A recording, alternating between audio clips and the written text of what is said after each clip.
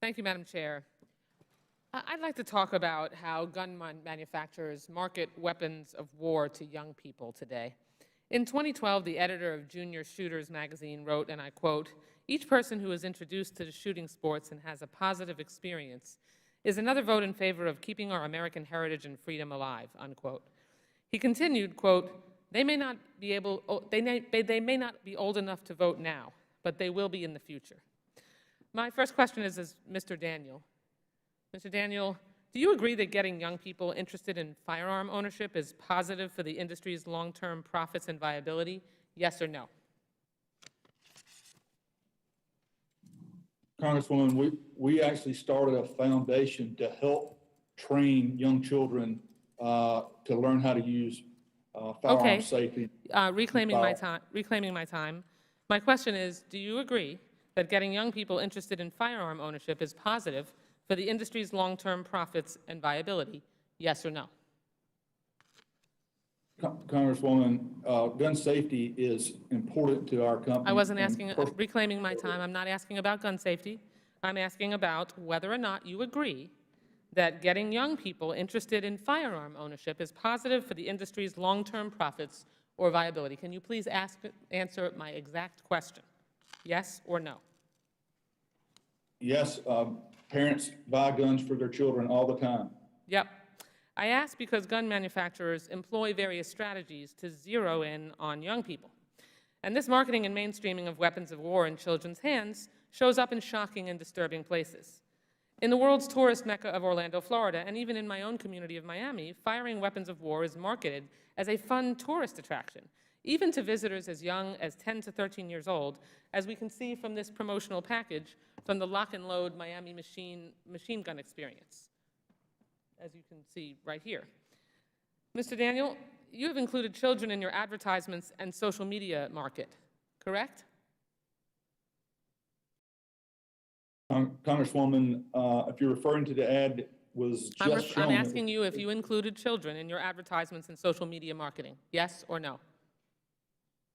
Yes, but we're not marketing to the children. It's a simple question. You have included children in your social media market. I'm reclaiming my time.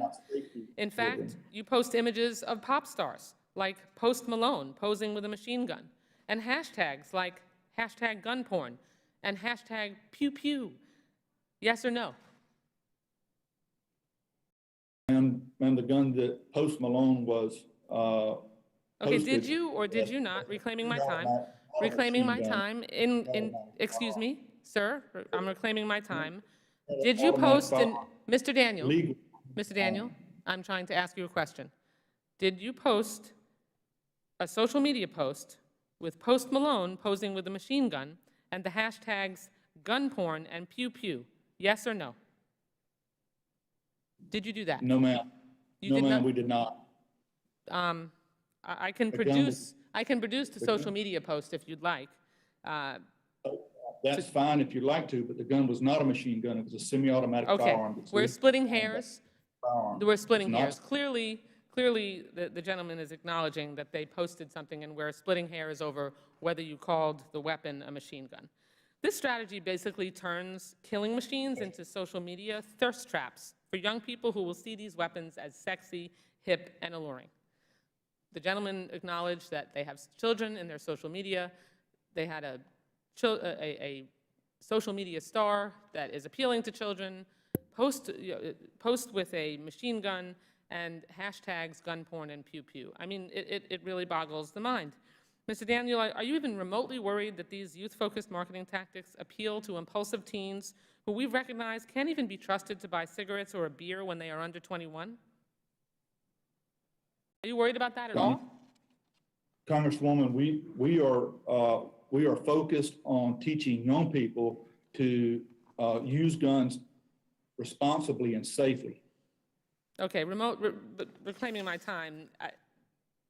The social media and marketing that you do to children is not remotely focused on safety, nor is it trying to do anything other than having guns be more appealing to children.